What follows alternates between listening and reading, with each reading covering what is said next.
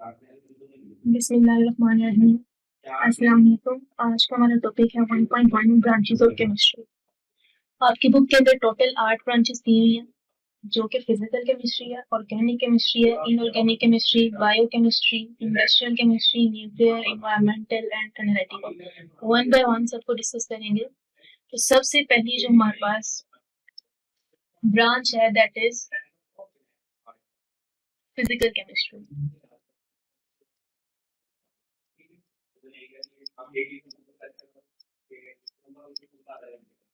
और physical chemistry के अंदर हम क्या चीज स्टडी करते हैं, बेसिक टर्म्स हमने याद रखनी है। तो यहाँ पे आपने वर्ड क्या याद रखना है, कंपोजिशन और physical properties.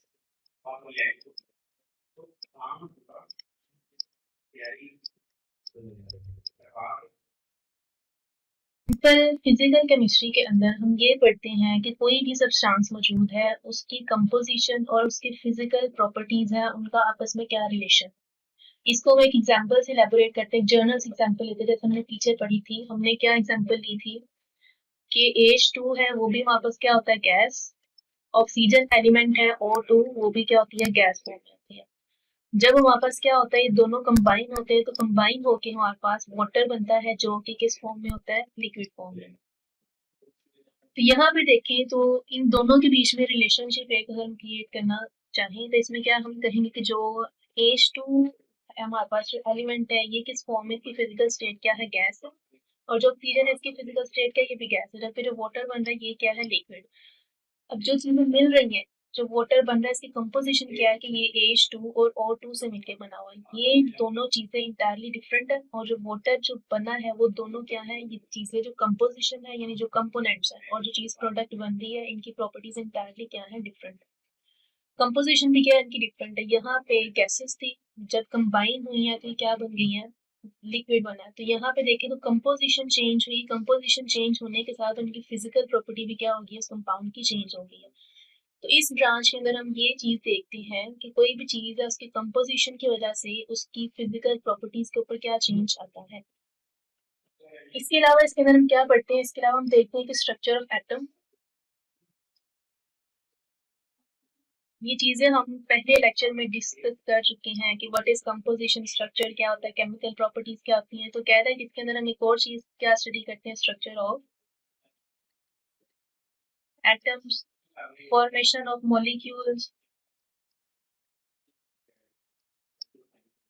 Structure of atom की बात करें तो फॉर एग्जांपल हाइड्रोजन एटम की बात करें तो उसके क्या होता है, सेंटर में न्यूक्लियस होता है, और साइड पे हमारे पास क्या होता है, आउटर मोस्ट शेल में एक इलेक्ट्रॉन मौजूद होता है। तो ये इसका क्या है, स्ट्रक्चर। सेम एज इस मॉलिक्यूल की एग्जांपल ले तो फॉर एग्जांपल एक हाइड्रोजन एटम है और उसके साथ दूसरा हाइड्रोजन एटम मिल रहे हैं, तो ये क्या बन जाएगा, ये हमारे पास फॉर्मेशन हो जाएगी H2 हाइड्रोजन मॉलिक्यूल की। तो फिजिकल केमिस्ट्री इसके अंदर क्या स्ट्रक्चर ऑफ एटम्स को पढ़ते हैं, मॉलिक्यूल्स की फॉर्मेशन किस तरह से होती है। ये इसके अलावा क्या चीज देखते हैं कि behaviour of gases, liquids and solids and the study of the effect of the temperature और रेडिएशंस ऑन द मैटर। यानी कोई भी मैटर पड़ा हुआ, उसको अगर हम टेम्परेचर प्रोवाइड करते हैं या उसको रेडिएशंस के अंदर रखते हैं, यानी कोई भी अगर मैटर मौजूद है, उसको हम किस कंडीशन में रखते हैं, या तो उसको हम टेम्परेचर प्रोवाइड करें, या हम उसको क्या प्रोवाइड करते हैं, उसको रेडिएशन। तो इन दो चीजों का उस मेटल के ऊपर क्या इफेक्ट पड़ेगा, ये चीज हम स्टडी करते हैं किसके अंदर, फिजिकल केमिस्ट्री के अंदर। अब दूसरी ब्रांच हमारे पास कौन सी है, दैट इज ऑर्गेनिक केमिस्ट्री।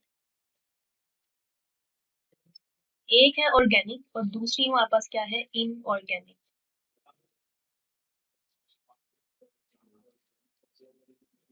अगर हम क्या करते हैं, ऑर्गेनिक की बात करते हैं,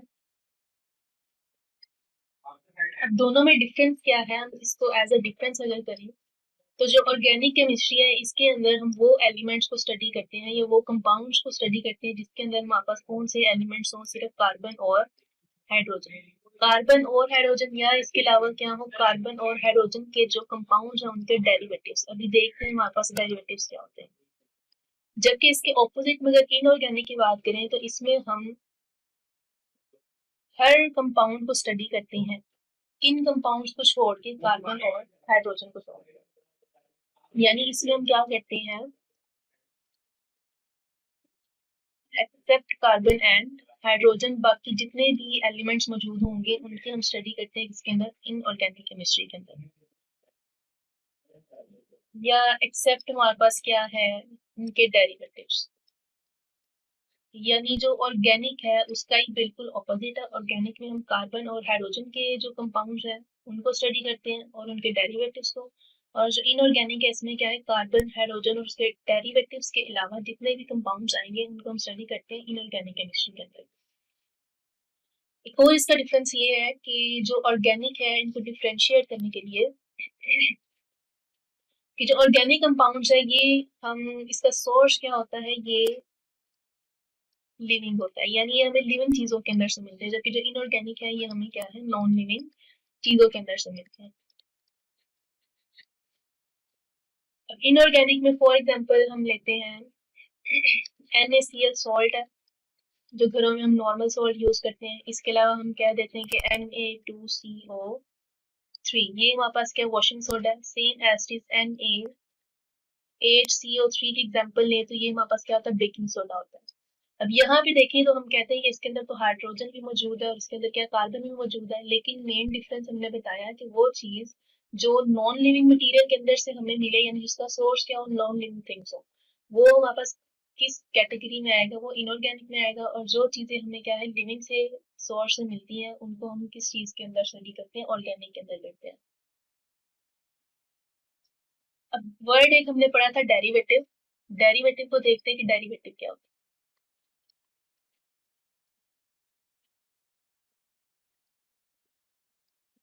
डेरिवेटिव हमारे पास ये है कि जो कंपाउंड है कार्बन या हाइड्रोजन का, उस कंपाउंड से हम एक नया कंपाउंड बनाते हैं, उस कंपाउंड को हम क्या कहेंगे, इसका डेरिवेटिव। फॉर एग्जांपल हम एग्जांपल लेंगे कि मीथेन है हमारे पास CH4, एक कार्बन है और साथ में क्या, 4 हाइड्रोजन लगे हुए हैं।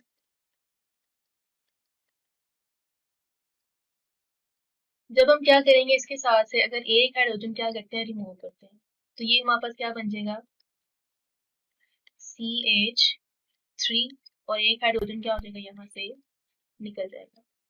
ये हमारे पास क्या है, CH3। अब इसका एक जो वैलेंसी है खाली होगी कार्बन की, अगर हम CH3 के साथ कोई और कंपाउंड अटैच करते हैं, फॉर एग्जांपल Cl लगा दिया, तो क्या बन जाएगा, CH3Cl।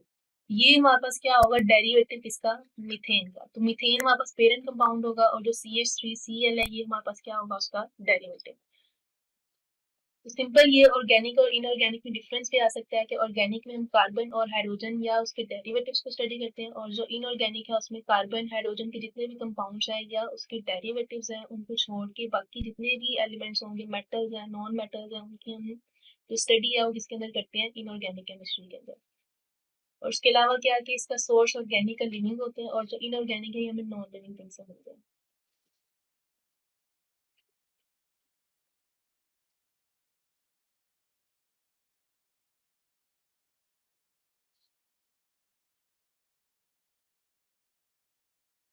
नेक्स्ट फर्दर अगर हम देखें ऑर्गेनिक केमिस्ट्री या इनऑर्गेनिक केमिस्ट्री, इनका स्कोप किधर है, यानी किन किन चीज़ों के अंदर हम इसको क्या करते हैं, देखते हैं कौन सी चीज़ें हैं इन ब्रांचेस के अंदर स्टडी की जाती है। पहले ऑर्गेनिक का देखते हैं। ऑर्गेनिक के अंदर एग्जांपल है हमारे पास पेट्रोलियम,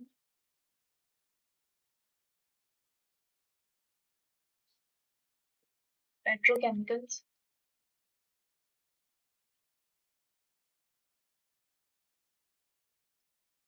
या उसके अलावा हमारे पास क्या आते हैं, फार्मास्यूटिकल्स।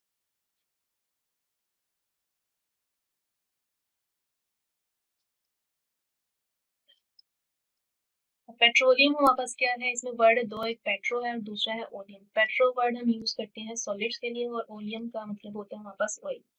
तो ये सिंपल हमारे पास वो ऑयल है जो हम कहाँ से ऑब्टेन करते हैं, जो हमें कहाँ से मिलता है, जमीन से, यानी नीचे जमीन के अंदर ग्राउंड अगर हम जाते जाए तो नीचे पत्थर है, उसके नीचे फिर क्या होता है, हमें पेट्रोल मिलता है। तो आगे दूसरा चीज हमारे पास बताइए, पेट्रोकेमिकल्स क्या होते हैं। पेट्रोलियम के अंदर डिफरेंट सेक्शंस होती हैं, यानी एक प्रोसेस है जिसको हम क्या कहते हैं, फ्रैक्शनल डिस्टिलेशन। पेट्रोलियम के अंदर से डिफरेंट तरह के ऑयल निकाले जाते हैं। फॉर एग्जांपल हम डीजल की बात करते हैं, कैरोसिन ऑयल है, तो ये ऑयल क्या किया जाता है, उसके बीच में से सेपरेट किए जाते हैं, तो हमारे पास जो कंपाउंड हमें मिलते हैं उनको हम क्या कहते हैं, वो पेट्रोकेमिकल्स होते हैं। सेम एज फार्मास्यूटिकल की बात करें तो फार्मास्यूटिकल में जितनी भी मेडिसिन है, हमारे सर दर्द से लेके सर्जरी तक जितनी भी मेडिसिन यूज होती है, ड्रिप्स वगैरह हर चीज़ है, वो किसके अंदर अंदर आती है, हमारे पास फार्मास्यूटिकल्स में। तो ये सारी चीज़ें हैं, ये हम किसके अंदर स्टडी करते हैं, ऑर्गेनिक केमिस्ट्री के अंदर। दूसरी साइड पे अगर हम बात करें इनऑर्गेनिक की,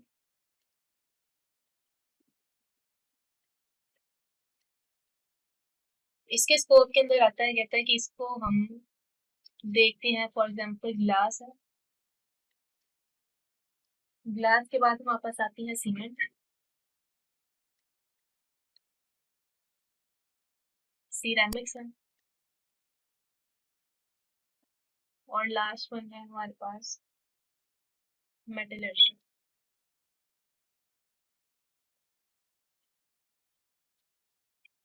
अब ग्लास है, ग्लास की फॉर्मेशन है, वो भी इनऑर्गेनिक केमिस्ट्री के अंदर हम स्टडी करते हैं। सीमेंट है, जो हम ये दीवारें वगैरह, बिल्डिंग्स वगैरह, कोई भी चीज़ है बनाना है, उसको बनाने के लिए यूज़ करते हैं सीमेंट, तो वो सीमेंट की स्टडी भी हम क्या करते हैं, सारी चीज़ों की फॉर्मेशन क्या है, स्ट्रक्चर क्या है, ये इनऑर्गेनिक के अंदर आता है।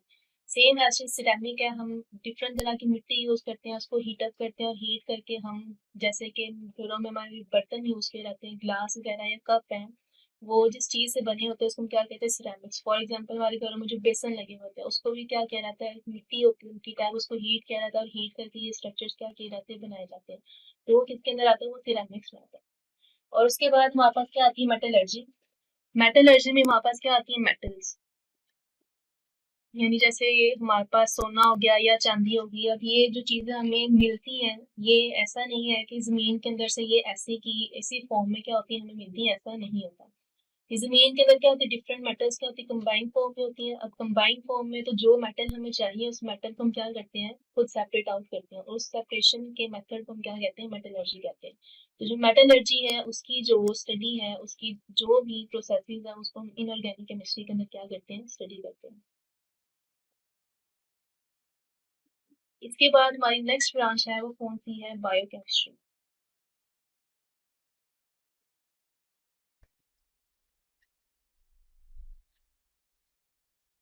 अब बायोकेमिस्ट्री के अंदर भी दो वर्ड है, एक हमारे पास क्या है, बायो, और दूसरा वर्ड क्या है, केमिस्ट्री। केमिस्ट्री का हमने डिटेल में स्टडी किया कि इसके बीच में हम मैटर की कंपोजिशन पढ़ते हैं, इसका स्ट्रक्चर पढ़ते हैं, या इसके जो केमिकल रिएक्शंस हैं उनकी स्टडी करते हैं, तो वो किसके अंदर आता है, वो केमिस्ट्री के अंदर आता है। बायो वर्ड हम यूज करते हैं लिविंग थिंग्स के लिए, यानी जो लाइफ है उसके लिए वर्ड यूज करते हैं हम बायो। तो यहाँ से अगर दोनों के कम्बिनेशन से देखा जाए, तो बायोकेमिस्ट्री के अंदर हम उन चीज़ों को स्टडी करते हैं, यानी वो केमिकल रिएक्शंस या उन केमिकल रिएक्शन जो भी सब्सटेंस है, उसकी कंपोजिशन क्या, उसका स्ट्रक्चर क्या, किन चीज़ों के अंदर देखते हैं, हम लिविंग थिंग्स के अंदर देखते हैं। लिविंग थिंग क्या, वो प्लांट भी हो सकता है और एनिमल भी हो सकता है, छोटे छोटे माइक्रो ऑर्गेनिजम्स भी हो सकते हैं। तो इनके अंदर के डिफरेंट केमिकल रिएक्शंस क्या है, उनकी कंपोजिशन क्या है, वो हर चीज़ को हम स्टडी करते हैं जिसके अंदर बायो केमिस्ट्री के अंदर। इसकी वहाँ पर डेफिनेशन सेम ऐसे जैसे आपको बताया कि स्टार्टिंग वाली लाइन आपने सबकी सेम रखनी है। इट इज द ब्रांच, हम ब्रांचेस पढ़ रहे हैं तो इसमें आएगा, it is the branch of chemistry in which we study the structure, composition and chemical reactions of substances found in the living organism. यानी कौन कौन सी चीजें हैं, कोई भी सब्सटेंस है, उसकी कंपोजिशन, उसका स्ट्रक्चर क्या है, या जो केमिकल रिएक्शंस है, किस चीज के अंदर, किसी भी लिविंग ऑर्गेनिज्म के अंदर, ये सारी चीजों को हम स्टडी करते हैं कौन सी ब्रांच के अंदर, बायो केमिस्ट्री के अंदर। नेक्स्ट अगर देखें तो जो बायो केमिस्ट्री है, हमने पढ़ा कि ये ब्रांच है केमिस्ट्री की, लेकिन फर्दर क्या है कि साइंटिस्ट इन्वेस्टिगेट करते गए कि उन्होंने देखा कि हमारी बॉडी के अंदर हम फूड खाते हैं, खाना खाते हैं, जैसे एग्जांपल लें तो उसमें क्या होता है, डिफरेंट तरह के मोलिक्यूल्स होते हैं, कार्बोहाइड्रेट्स हैं, प्रोटीन है, फैट है, जो हमें एनर्जी प्रोवाइड करते हैं। तो इन्वेस्टिगेट करते गए तो इसमें वापस क्या हुआ कि उन्होंने देखा कि डिफरेंट तरह के प्रोसेसेस होते हैं, देखते गए उसमें क्या है कि फूड हम खाते हैं वो किस तरह से ब्रेक डाउन होता है, डिफरेंट प्रोसेसेस आते हैं, तो हमें एनर्जी किस तरह से मिलती है, कौन कौन से स्टेप इसके अंदर इन्वॉल्व है, ये सारी चीज़ों को देखते हुए, या उसके अलावा क्या उन्होंने देखा कि कोई भी ऑर्गेनिज्म है, प्लांट है या एनिमल है, उसको जब कोई बीमारी होती है तो उसकी बीमारी वाली कंडीशन को और जो नॉर्मल कंडीशन है उसको कंपेयर किया गया। कि जो बीमारी हुई है तो जो नॉर्मल कंडीशन है और बीमारी वाली कंडीशन है वो उसमें क्या चेंजेस आई ये सारी चीज़ों को देखते हुए फिर जो बायोकेमिस्ट्री है इसकी क्या एक सेपरेट से एक फील्ड बना दी गई। तो सेम एज इज नीचे अगर इसमें एप्लीकेशन देखें बायोकेमिस्ट्री की तो ये किन फील्ड्स के अंदर यूज हो रही है, ये भी सेम एज इट इज हमारे पास हम यूज करते हैं। इसका स्कोप क्या है? फर्स्ट वन है मेडिसिन, फिर हम इसको यूज करते हैं फूड साइंसेज के अंदर, उसके बाद हमारे पास क्या आती है एग्रीकल्चर।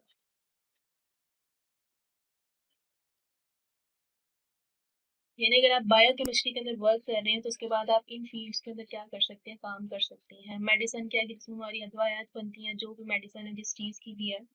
या फूड साइंसेज क्या है जिसके अंदर हमारा फूड बनता है, यानी जो प्रिजर्व फूड हमें स्टोर वगैरह से मार्केट से मिलता है, ये जो कैन फूड फूड होता है वो सारी चीज़ें इसकी हम स्टडी किसके अंदर करते हैं, फूड साइंसेज के अंदर।